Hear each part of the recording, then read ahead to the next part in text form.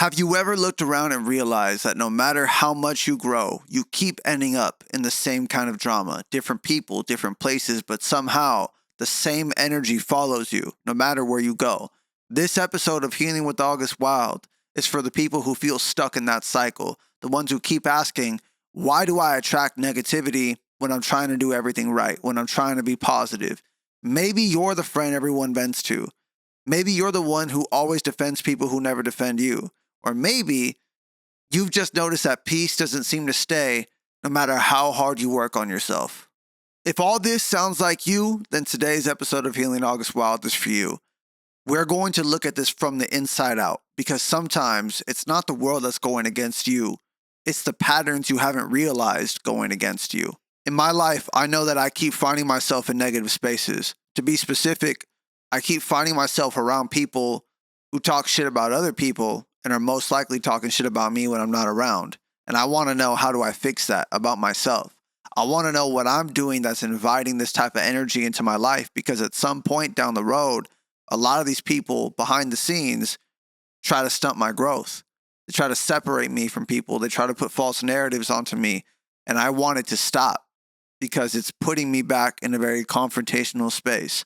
So what I want to do on today's episode is I want to use AI to have a conversation and really dive deep into where is this mindset coming from.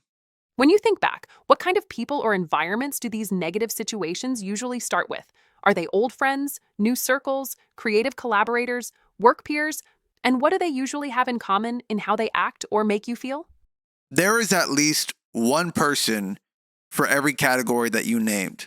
Old friends, new circles, creative collaborators, work peers. It would almost be easier for me to name places or spaces where I don't find at least one negative interaction. And to me, the common denominator is me. But with that being said, I do know that when I was younger, it would interest me, and I'm talking about my teenage years, it would interest me to talk about drama, but more specifically, drama like what's happening on TV, what's happening between celebrities, just like honestly, very low level thinking there, but never about my peers, unless it was something that I was personally going through. I can't sit here and tell you that. I can't sit here and tell you specifically what could be common outside of me, which is why I'm turning to you, because I'm curious to see if you're able to do some research and tell me what you think on this topic. When you think about those conversations, the ones that start harmlessly but turn gossipy, what feeling do you get when people start sharing that kind of information with you? For example, do you feel included or trusted? Do you feel uncomfortable but stay quiet? Or do you feel obligated to listen because it feels rude not to? I want to understand what emotional need, even a small one, those moments might be feeding. First of all, I had to tell my dog to sit, so my apologies if you guys heard that. But back to your question, I feel trusted. I feel trusted when people start talking to me about things that I know they don't talk about, period. One of the things that I've been told a lot by people that I've met in my life, people who confide in me, is they feel like they can talk to me. And the reason I feel like they can talk to me, this is a conundrum of feelings, but the reason I feel like they can talk to me is because I don't spill secrets, and I also create a safe space for people to be able to talk to me. You're not going to hear me talk about your secrets to other people and vice versa. So I don't I do feel trusted. I don't feel obligated to listen because they're telling me secrets. I feel like I want to listen because that's just the kind of person that I am. When those same people later start acting shady or talking badly about others, or even you, what do you usually do in that moment? Mm, Do you confront it, distance yourself quietly, or try to mm. rationalize it? And Uh, what emotion comes up most in that moment? Disappointment, anger, guilt, confusion? that moment. I guess it just depends on the context of the situation. I don't have like one emotion that's tied to every single event. So I'll give you an example. My closest friend, I shouldn't say closest friend, one of the people that I considered a close friend, he was my roommate in college for years. And he was speaking ill of me in terms of my hopes and dreams, right? He was calling me a TikToker in a way that's diminishing my content efforts. he was calling me a sensitive rapper in an attempt to diminish my music efforts. And this wasn't the first time that he'd done it behind my back. And he chose to do it on a close friend's wedding day. And what bothered me about the situation, it wasn't just what he said. Um, it's that there was no repercussion similar to what I have faced in my life. And when I say repercussion, I mean like there was no punishment for him. Like, what was the punishment for him saying what he said outside of me defending myself? No one told him, hey, bro, like you're out of line for that. They just said, what is the purpose of you talking about it? I don't consider that a repercussion. The example I can give, the analogy that I can give is if I'm at the bar and someone hits me in the face and then I turn around and swing back, it's almost like everyone's looking at me like, why'd you swing on this guy? I feel like I did what I was supposed to do and everyone's looking at me like, what's wrong with you? But what about the guy who just punched me for no reason? And the emotion I feel there is disappointment. I feel disappointed because I know that if I was the person who swung first, I know that if I was the person like this guy putting lives on my name, no one would give me a time of day. I would be cut off immediately. People would be like, dude, what are you doing? That was unnecessary. And it's almost like you're treating me as equal as the person who swung on me. And I don't know. That's the best way I can relate to it. When you look back on moments like that, where people cross the line and you respond, do you ever feel like you're being tested to see if you'll break character? And deeper than that, do you think part of the negative situations you end up in come from trying to prove that you're calm, loyal, or mature, even when you're actually hurt or angry underneath? I do feel like I'm being tested. I don't feel like I don't think that my character is being tested. I think I'm being tested in terms of like my confidence. Is my confidence real? I think a lot of people that I have issues with are insecure. And I'm not saying that to be diminishing. I was insecure once. I'm saying this as a fact because some of the people tell their friends that they're insecure about different things and then eventually tell me, like, what's so special about August? What's so special about Marco? Why do people want to hang out with him? Why do people make the time to go see him? Like, those kind of questions come from an insecure place. So when they see me in person, I think they'll hear like a song of mine or they'll see this content and they want to press that. They want to press like, okay, if everyone finds you funny or a lot of people respect you or whatever, I want to show people that you're a fraud. I think it's that. So I don't know, maybe that is character that they're trying to test, but I think it's more like they want to break me to build themselves. I'll say that again. I think these people want to break me to build themselves. And that's the way that I look at it. But I could be wrong.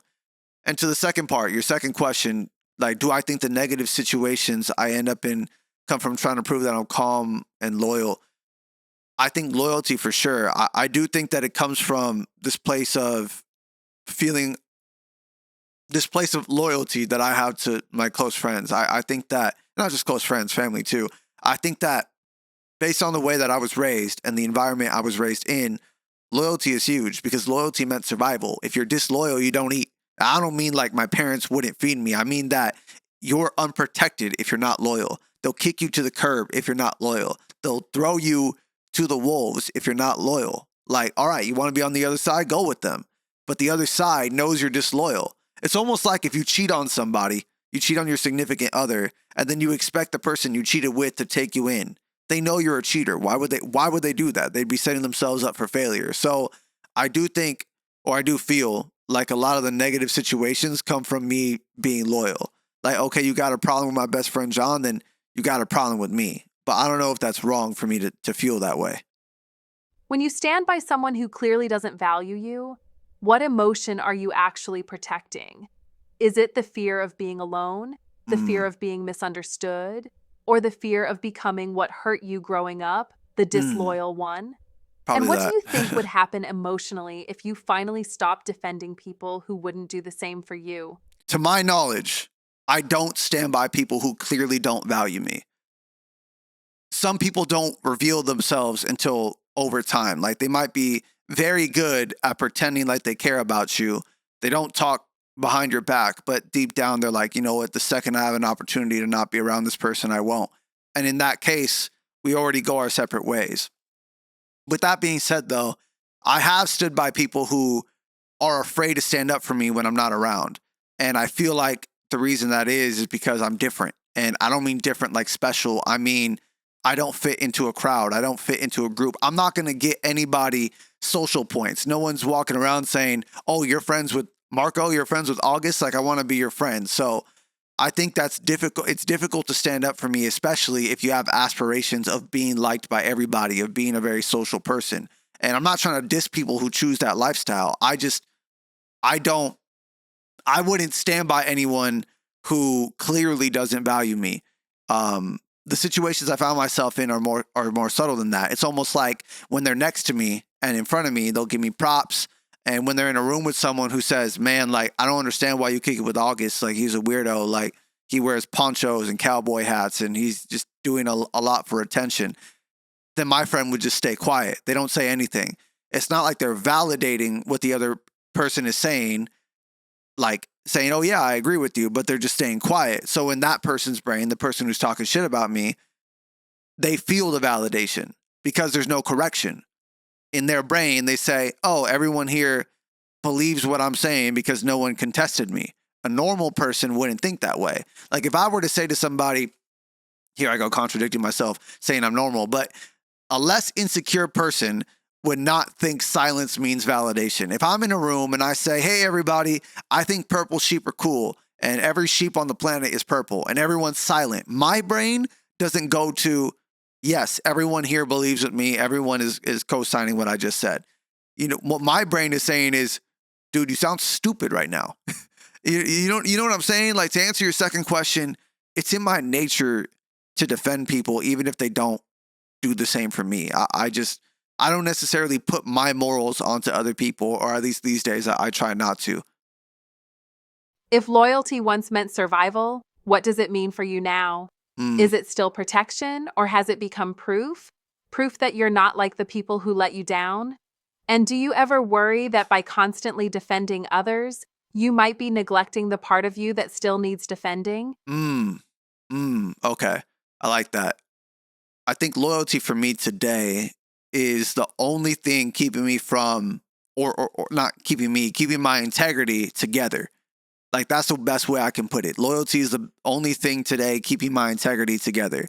When I look at the environment I'm trying to get into, like content creation, music, or influencing, there are a lot of snakes in this field. There are a lot of people who only care about themselves, and the only thing they're loyal to is opportunity. They don't care about who gets the opportunity for them. If their best friend was their manager and their manager became worthless tomorrow, they're going to treat their best friend like they're worthless, okay? Like that, these are the kind of people we're dealing with. And that's not what I stand for. That's what differentiates me from a lot of these people, is my loyalty. Because honestly, if that's the reason why I find myself in negative environments, or that's the reason why I won't make it in the industry, then so be it. With that being said, though, I'm not blindly loyal. I'm not loyal to people who have like dumb ways of thinking or anything like that. I am loyal to people who have shown me that they care about me, and I reciprocate that kind of energy in my life. So I don't know if that answers your question, but that's the best way I can answer it. If loyalty is what keeps your integrity together, what keeps your peace together? My wife. And when those two ever conflict, integrity versus peace, which one do you usually protect first? My wife keeps my wife is the only entity or only person, only thing on this planet that brings me peace. There is nothing else in this world that brings me peace. There's a lot of things that and a lot of people that bring me happiness, but my wife is one of those things, of course. But peace only comes from my wife. Like, I don't know peace. I don't live in peace. I don't think I've ever had peace or a peaceful period in my life until I met her. And I'm not even trying to say that to be like sappy. I mean that I'm constantly fighting for something. I'm constantly working, and my life is go, go, go, go, go. My wife encourages me to go, but she's my peace. She's my center. So I'm always going to protect my wife first, or like you mentioned, my peace. I do struggle being peaceful sometimes, but I'm never disloyal, especially not to my wife. I think that's so important. I'm not even talking about infidelity. I'm talking about whatever our morals are, I'm sticking to them. August, maybe the reason you keep ending up around negative people is because you focus too much on loyalty and not enough on alignment. Mm, The world isn't loyal, it's transactional. You can't expect deep loyalty in shallow environments. okay. How would you respond to that? The way I respond to that is I refuse to believe 100% of the people in the world operate that way. I refuse. I think that people have to be taught how to be shallow. I don't think people are naturally shallow. Not all people. And if you are naturally shallow, in my opinion, I think you're a narcissist. And the last time I checked, narcissism is a personality disorder. Disorder literally means not of order. I think people deep down want to live with integrity. I think most people want to live with integrity and live with loyalty. But like you mentioned, the environment doesn't call for that.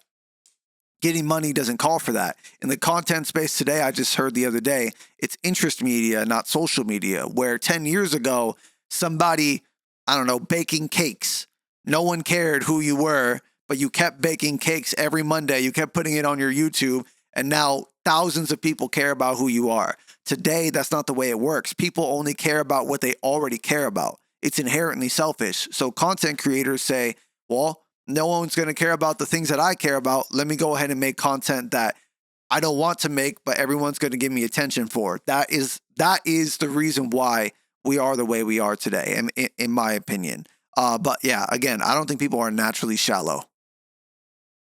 But doesn't that mindset keep you stuck, though? You keep trying to find real people in fake spaces. At what point does the pursuit of loyalty become just another way of avoiding loneliness? Convincing yourself you're different when really you're just tired of being disappointed? How would you answer that? See, I don't disagree with the point, but you think I'm pursuing loyalty, and that's where I disagree with you. I'm pursuing authenticity. And if some of you are authentically snakes, then I'm here to fucking vanquish you. That's the way I look at it. And if that's negative, fine, but it's only negative temporarily. Once I put some of these people in their place, damn,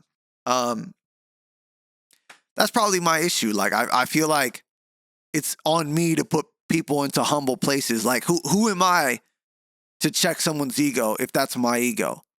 Like, imagine, this is the way I'll put it. I'm an analogy guy. Imagine if there was a purple stone in the middle of the room, and this purple stone is causing everybody to starve themselves intentionally. Their bodies need to eat, but the purple stone is causing everyone to starve. I feel like it's my obligation to break the stone. I'm going to say that again. I feel like it's my obligation to break the stone. And once you break the stone, everyone goes back to normal. The reason I have this stance is because, dude, if I have 4 hands, I couldn't count on every single finger how many times people will approach me and say, I wish I could be myself. I wish I could talk to other people. I wish this, I wish that. And it's the easiest thing to do in the world. They're tucking their feelings inside, and it's hurting them just because they want to be liked by other people. They don't want to live this way. So I'm not pursuing loyalty. I'm pursuing authenticity. And if that's what's getting me the negative environment, then I can certainly understand that. Maybe your need to break the stone, to expose the fake or force people into authenticity, is part of why you keep finding negativity. I just said that. Not everyone wants to be saved. Some Mm, people prefer the illusion. Isn't mm, fighting to make others real just another way of staying tied to their dysfunction? How would you respond to that? damn. That is the fairest point. You know what? That is the fairest point I've ever heard when I have this conversation. Fighting to make others real is just another way of being tied to their dysfunction. You know what? I think that's it. I shouldn't save people who don't want to save themselves. I shouldn't make it my business to save other people, even if I deeply care about them. I feel like, to be honest with you, me saying that out loud, it feels like I'm giving up. But with that being said, it's almost like with my alcoholism. You know, I tried to quit like 10 times, and my friends at a certain point just said, whatever. We can bring him to the clinic, we can bring him to rehab, but he has to want it. He has to want to fix himself. And ultimately that's what it took is every day I choose to be sober. So, I mean, I can go out there and try to make people as authentic as possible, but they have to want that for themselves. So I appreciate that point that you just brought up. All right, here's your accountability assessment, built directly from everything you said and felt in this episode. Where you were right. You're absolutely right that not everyone is wired for authenticity. Mm-hmm. You've built your character around loyalty, transparency, and integrity, values that are rare in spaces built on ego and performance. Right. You're also right that people who gossip or project insecurity often target those who radiate confidence and self-awareness. They Bingo. test your peace to validate their pain. And you're right that loyalty was survival. You learned to protect others to avoid being abandoned. That wiring isn't weakness. It's a trauma-born strength that turned into a moral code. I think that a lot of people misconstrue insecurity as being weak, but I think insecurity is very, very, very strong. As a matter of fact, I'm going to go on a limb and say insecurity is stronger than confidence. And this is what I mean by that. If you're a confident person in a room with one insecure person, everyone else is balanced, but you're very confident, someone else is very insecure. Their insecurity, maybe not stronger is the word, louder is louder. White blood cells attack a virus when you're sick. In the same way, insecure people attack the confident person in the room because they feel like this person is going to expose the fraud, the mask that I've put up because I'm insecure. So I totally agree with what you just said. Let's continue. Where the pattern hides. The pattern doesn't come from your loyalty. It comes from your need to prove that loyalty still matters. Every time you enter a toxic or superficial environment, your subconscious sees a challenge. If I can stay loyal, authentic, and real in this space, it means I've won. Right. It means good people can survive bad systems. Mm-hmm. But that belief keeps you in environments you've already outgrown. It keeps you fighting for honor in spaces that only reward strategy. Right. The truth is, your empathy draws you toward the broken. You want to fix the stone instead of leaving the room. And that instinct, while noble, keeps your energy tied to dysfunction. I want to break the stone, not fix the stone. I don't want to change what the stone is. The stone. The stone makes people starve themselves, like I gave in the analogy earlier. I want to break the stone, but I mean, you're right. Like if that's what I'm drawn to, then of course I'm going to be tied to dysfunction the entire time. Where you were misguided. You've been confusing defense with duty. You believe that calling people out or breaking the stone is your role, that it's your job to restore balance and authenticity. Right. But that instinct, over time, pulls you back into negativity. When you step in to correct dysfunction, you take on ownership of energy that was never yours to hold. Right. You can't teach authenticity to people who profit from pretending. Damn. You can't teach authenticity to people who profit from pretending. I agree with that. I will say that it's not the business that I'm trying to correct per se. I mean, there is, I can understand acting, right? I'm not going to call Robert Pattinson fake because he's not Batman in real life. He doesn't carry himself like Batman in real life. What I'm saying is, who are you when you get home from set? Who are you when the cameras turn off? Are you okay with that person? I find that a lot of these people, they take their persona that they created that is not them, and they try to live that way, and that is what's hurting them, right? And I understand it to an extent because they're like, man, if this gets exposed, that means my money it goes away, my source of income goes away. Cool, but you don't have to be a dickhead about it. You know what I'm saying? Like, you don't have to snake other people. I got snaked out of a show so someone can protect his image. I think. I don't even know, but that's I think that's where we draw the line. Your growth point. Your next evolution isn't about changing what you believe. It's about changing where you place it. Right. Loyalty doesn't have to mean defense. It can mean discernment. Mm-hmm. Authenticity doesn't require confrontation. It requires consistency. Right. Your energy belongs where your honesty is welcomed, not weaponized. Mm-hmm. You've mastered integrity. Now it's time to master emotional distance. the kind that protects peace without betraying self. Right. I think that you're 100% correct. Where I put myself is more important than what it is that I do. I shouldn't find myself in a room where people don't respect me, and I have to recognize those signs early. And it's not beef, it's not an issue. I just have to remove myself. The more I make it an issue, the more it exposes my own ego, right? Where it's like, how dare everyone not be authentic and real like me? Who cares? Who cares? These people don't care about you. They've never cared about you. You didn't know them a few months ago, a few weeks ago. Why do you suddenly care if they're real now? You didn't care then. So if I find myself in those spaces, I should remove myself from those spaces. Final accountability summary. You're not the reason negative people appear, but you are the reason they stay. They sense that you'll fight to prove something honorable in them, even when it's gone. Wow. Your challenge is to stop fighting for the redemption of others and start fighting for the preservation of self. That's where your next level of peace will live. My challenge is to stop fighting for the redemption of others and start fighting for the preservation of self. The redemption of others is key because honestly, that really is what I do. I could tell you about a time where a friend of mine is talking shit about another friend of mine who's not in the room, and I squash it immediately. That would be one thing, but I continue to speak on this friend's behalf.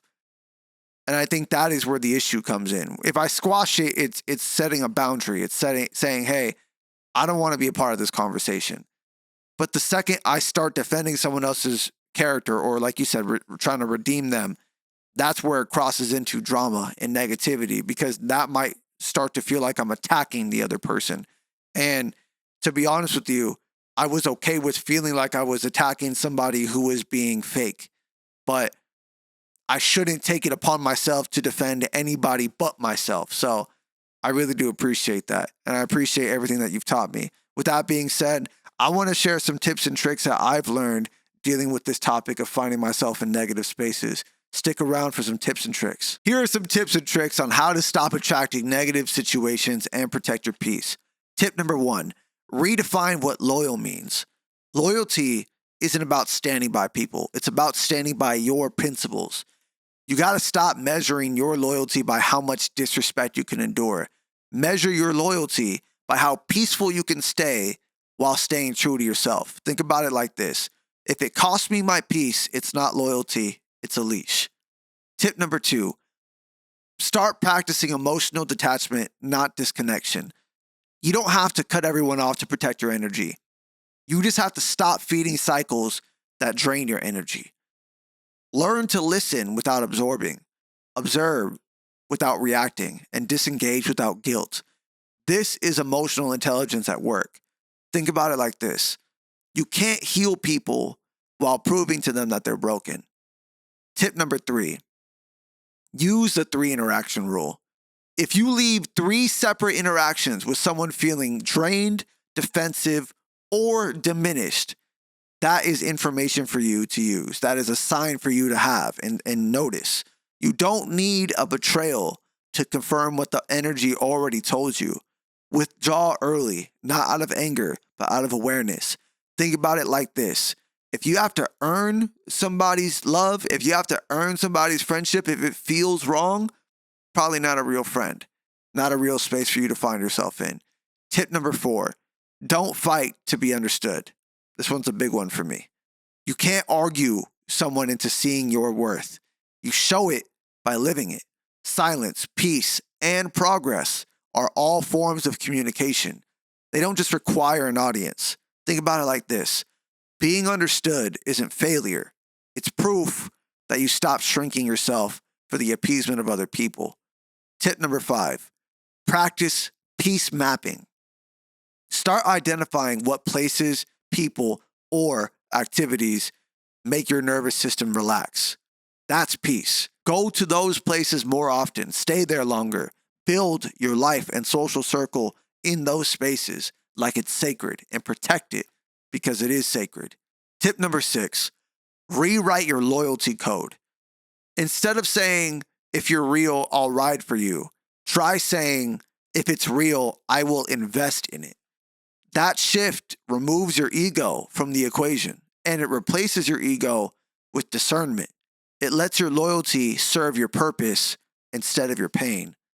Finally, tip number 7, audit your circle quarterly. Every few months, every 3 months, ask yourself, who am I explaining myself to the most? That one question is going to answer a lot for you. It's going to make you aware of who you feel unsafe around. You want real connection, and real connection requires clarity, not defense. This week's challenge, the energy audit. For the next 7 days, I want you to track the energy of every space that you walk into, real or digital, and I want you to write down these 3 things at the end of each day. Who drained me? Who fed me? And what part of me let it happen? Don't overthink or edit your thoughts. Just let it flow. Track your pattern. By the end of the week, you'll start seeing a clear line between where your peace grows and where your purpose is poisoned. Here's the twist. When you notice a space that drains you, instead of cutting it off completely, practice staying silent within it. Silence will show you 2 things. Who gets uncomfortable when you stop reacting, and who respects you more when you do. You're not walking away from people this week. You're walking away from patterns. Thank you for listening to another episode of Healing with August Wilde. I am August Wilde. I'm a hip-hop artist from California. I'm on a mission to learn and grow with my audience. And what would help me a lot is if you subscribe to my channel. If you liked or comment on the video. Let me know what you like or even what you disagree with. I would love to hear your thoughts. Thank you for listening. Catch me in 2 weeks.